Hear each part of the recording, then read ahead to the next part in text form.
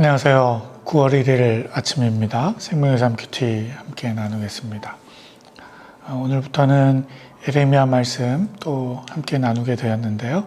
에레미야 26장부터의 말씀을 보게 됩니다. 먼저 이 에레미야는 시대적인 배경이 BC 610년에서 586년 사이로 추정을 그렇게 하고 있습니다. 그리고 혼합주의가 팽배했던 당시의 유대인들, 유대 백성들에 관한 그 신앙적인 배경들을 다루고 있어요. 하나님과 바알 신을 함께 섬기는 필요에 따라서 취사 선택하듯 자신에게 도움이 되는 신들을 따랐던 그런 당시의 배경들을 우리가 예레미야서의 말씀을 통해서 확인해 볼 수 있죠. 당시 고대 근동의 그 패권이 아수르에서 바벨론으로 이동하던 시기에 여호와긴, 시드기야 왕들을 통해서 자신이 당연히 왕이니까 민족을 이끌어가는 어떤 통치의 방법이라고 할 수는 있겠지만 바벨론의 이 통치하에서 애굽의 도움을 구하면서 자신의 입지를 좀 찾으려고 하는, 어떻게 보면 굉장히 이제 한반도가 그 강대국 사이에서 줄타기를 하듯 이렇게 국제사회에서 탈출구를 모색하는 측면이 없잖아 있는데, 당시에 유다 백성들이 그랬던 것 같습니다. 그래서 이 바벨론과 애굽 사이에서 굉장히 갈등을 겪게 되고, 또 애굽의 도움을 요청하는 이 시드기야의 어떤 이 행위 때문에 바벨론 제2차 침공이 일어나고 예루살렘이 완전히 파괴되는 그런 일들이 일어나게 되는 거죠. 그래서 오늘 26장을 보게 되는데, 25장까지 이야기를 보면 25장의 이야기는 그래서 이 바벨론의 포로로 70년간 포로로 잡혀가는 일들이 일어나게 되는데, 하나님은 사실은 이 포로의 삶, 이 고난의 여정을 통해서 하나님의 구원의 메시지를 전달하는 거죠. 근데 당시 유다 땅에 남아 있었던 사람들은 포로로 끌려가지 않은 자신들이 오히려 구원을 받았다고 생각을 하고 있었다는 거죠. 그게 사실은 어떤 면에서는 하나님의 심판을 경험하고 있었던 자리인데, 그래서 남은 자들이 자신들이 오히려 구원을 받았다고 생각하는 이 일들에 대해서 그 에스겔서 33장에 보면 그들에 대한 하나님의 심판의 메시지가 나오게 되죠. 그래서 성도들의 그런 그릇된 판단, 자신의 주관적인 판단이 하나님의 뜻하고는 일치하지 않는 거, 근데 그 사이에서 일어나는 오해들, 하나님의 뜻을 왜곡하고 있는 일들, 그런 일들에 대해서 이야기가 전개가 됩니다. 그래서 오늘 말씀 26장의 말씀을 보면 15절까지의 말씀인데 한 4단락 정도로 끊어서 말씀을 살펴볼 필요가 있어요. 먼저 1절부터 3절까지 말씀을 읽어보겠습니다. 유다 왕 요시야의 아들 여호와김의 통치 초기에 이 말씀이 여호와께로부터 임했습니다. 여호와가 이렇게 말한다. 여호와의 집들에 서서 여호와의 집에 경배하러 오는 유다의 모든 성읍 사람들에게 내가 네게 명령하는 모든 말을 전하여라. 한마디도 빠뜨리지 마라. 혹시 그들이 귀 기울여 듣고 각자 그의 악한 행동으로부터 돌이킬지도 모른다. 그러면 그들 행위의 악함으로 인해 내가 그들에게 행하려고 했던 재앙을 돌이킬 것이다. 네, 1절부터 3절까지의 이야기는 이 메시지가 여호야김 왕의 그 통치 초기의 이야기입니다. 기록을 확인을 해보자면 그렇죠. 그래서 이게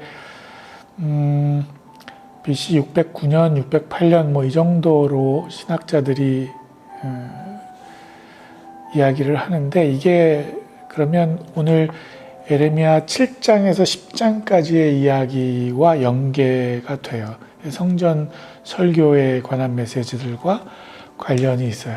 그래서 먼저 7장에서 10장까지 이야기는 이 메시지의 내용에 초점을 맞추고 있는 반면에 오늘 이 26장의 이야기는 예레미야의 이 메시지에 반응하는 백성들의 반응에 초점을 더 맞추고 있는 차이가 있죠. 그래서 우리가 3절까지 보셨습니다만 이 메시지의 목적은 이 메시지를 듣는 백성들로 하여금 하나님의 심판의 위협에 대해서 듣게 하고 그 일로 스스로 좀 각성하고 돌이킬 수 있도록 하는 것. 그렇게 회개가 일어난다면 하나님이 말씀하시는 이 재앙을 거두어 가실 것이라고 약속하는 장면이 기록되어 있습니다. 다음 4절부터 6절까지 말씀을 한번 보시죠. 너는 그들에게 말하여라. 여호와께서 이렇게 말씀하셨다. 너희가 내 말에 귀 기울이지 않고 내가 너희 앞에 놓은 내 율법을 따르지 않으면 또 내가 너희에게 되풀이해서 보냈으나 너희가 귀 기울이지 않았던 내 종들 예언자들의 말에 너희가 귀 기울이지 않으면 내가 이 집을 실로처럼 만들고 이 성읍을 세상 모든 민족들 가운데서 저주의 대상이 되게 할 것이다.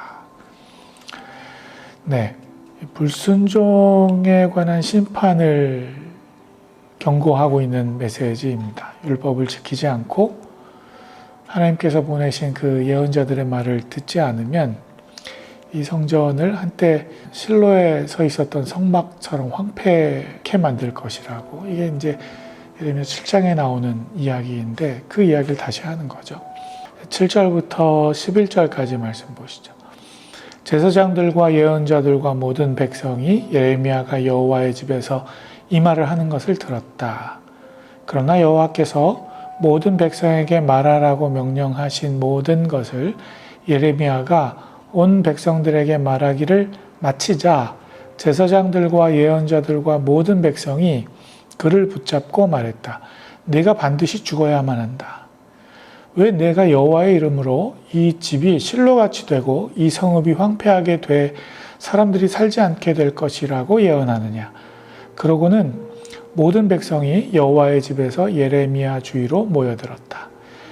유다의 관료들이 이 일들을 듣고서 왕궁에서 나와 여호와의 집으로 올라가서 여호와의 집의 새 문 입구에 자리를 잡고 앉았다. 그러자 제사장들과 예언자들이 그 관료들과 모든 백성에게 말했다. 이 사람이 죽는 것이 합당하니 이는 당신들의 귀로 들은 것처럼 그가 이 성읍을 대적해서 예언을 했기 때문이다. 7절부터 11절까지 말씀 보셨는데 여기서는 예레미야가 자신의 메시지를 하나님께로부터 받은 메시지를 선포했을 때 제사장들, 예언자들 또 백성들의 반응에 대한 이야기들이 더 집중적으로 나오죠. 이 앞에 7장에서 10장까지는 이런 백성들의 반응은 기록이 되어 있지 않거든요. 근데 여기서는 모든 백성들이 예레미야의 이 심판의 메시지를 듣고 예레미야를 반드시 죽여야 되겠다 이렇게 이야기하고 있는 반응이 기록이 되어 있습니다. 다음 마지막입니다. 12절부터 15절까지입니다. 그러자 예레미야가 모든 관료들과 모든 백성에게 말했다. 여호와께서 나를 보낸 이 집과 이 성읍에 대해 너희가 들은 모든 말들을 예언하라고 하셨다. 그러므로 너희는 이제 너희의 행동과 행위를 올바르게 하고 여호와 너희 하나님의 목소리에 순종하라. 그러면 여호와께서 너희에 대해 말씀하신 재앙을 마음에서 돌이키실 것이다. 보라, 나는 너희 손 안에 있다. 너희 생각이 좋고 올바른 것으로 내게 행하라. 그러나 만약 너희가 나를 죽이면 너희는 죄 없는 피를 너희와 이 성읍과 그 안에 사는 사람들 위에 흘리게 하는 것이라는 점을 분명히 알라. 이는 여호와께서 진정 나를 너희에게 보내 너희의 귀에 이 모든 말들을 하라고 하셨기 때문이다. 네. 예레미야의 자기 변호에 관한 이야기들이 나옵니다. 예레미야가 그렇게 이야기하죠. 이건 하나님께서 내게 주신 말씀이다. 내가 거짓 예언하고 있는 게 아니다라는 이야기. 또 한 가지는 이건 재앙의 메시지가 아니라는 거죠. 사실은 경고하고 있지만 너희가 이 경고를 듣고 뜻을 돌이키고 하나님 앞에 회개하면 하나님께서 이 재앙을 걷어가시기로 약속하셨다라는 거. 오히려 이게 하나님이 우리에게 주시는 희망의 메시지다라는 이야기를 하는 거죠. 그리고 자기를 죽인다면 무관피를 흘리게 되는 것이고 하나님 보시기에 이건 죄 없는 자를 살해하는 죄에 살인죄에 해당한다라는 이야기를 하면서 오늘 자기의 변호를 마치고 있습니다. 오늘 메시지는 예레미야가 참 아픈 마음으로 백성들에게 같은 민족 안에 담겨있는 아픔을 토로하고 있는 장면이죠. 하나님께서 그렇게 애통하고 부복하는 마음을 허락하시는 거죠. 근데 그걸 받아들이는 백성들은 자신들을 저주하는 메시지로 듣고 분개하는 것입니다. 저는 이 메시지가 그래서 지금 우리 시대의 상황과 참 잘 맞는 이야기라는 생각이 들어요. 특별히 큐티를 통해서 우리가 우리의 삶을 좀 적용해 보자면 코로나 상황이 이렇게 2차 팬데믹 상황이 일어나고 있는 이 상황에서 그리스도의 사람들이, 교회들이 이게 우리의 잘못이고 우리의 그 균형을 잃은 탓이고 책임이라는 것에 대해서 통감하고 우리가 회개해야 된다라고 이야기하고 있는데 사실은 더 많은 교회들이 교회의 책임으로 몰아붙이는 이 일에 대해서 분개하죠. 근데 저는 오늘 예레미야의 메시지처럼 이게 하나님께서 우리에게 주시는 메시지로 받아들일 필요가 있다고 생각해요. 우리가 이 일을 통해서 우리의 잘못들을 좀 회개하고 우리의 현 주소를 좀 발견하고 그래서 다시 하나님 앞으로 되돌이키고 우리의 삶을 정화하는 그런 작업들, 교회를 다시 정화해 나가는 그런 작업들이 우리 가운데서 일어나야 한다는 것이죠. 그 일을 통해서 하나님께서 우리에게 주시는 이 경고와 교회를 향한 이 위기의 이 메시지와 이 상황들을 우리의 회개를 통해서 또 거두어가실 수 있기 때문입니다. 그래서 우리가 우리의 폐부를 찌르고 우리를 좀 고통스럽게 할지라도 우리의 실체를 드러내는 그런 메시지들에 대해서 우리가 외면할 것이 아니라 좀 귀담아 듣고 정말 우리가 하나님 앞에서 잘못하고 있는 부분들을 수정해 나갈 수 있는 기회로 우리가 삼아야 할 것 같습니다. 계속해서 어려움이 닥치고 있는데요.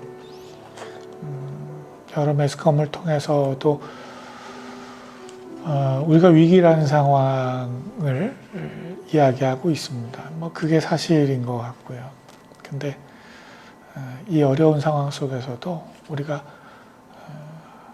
좌절하지 말고 또 감정적으로만 반응하지 말고 정말 하나님께서 우리를 통해서 다시 깨닫게 하시려는 그 사인 또 메시지 이런 것들에 우리가 좀 잘 분별하셔서 하나님 뜻으로 다시 되돌아오는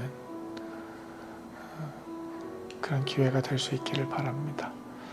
참 무겁네요. 말씀이 참 무겁고 우리의 그 가슴을 참 답답하게 만드는 일들인 것 같습니다. 기도해야죠. 우리의 삶을 다시 한번 정화해야죠. 그런 오늘 하루 될 수 있기를 바랍니다. 그런 우리 모두가 될 수 있기를 바랍니다. 주께서 우리를 그렇게 회복시켜 가실 수 있기를 소망합니다. 힘내십시다. 화이팅!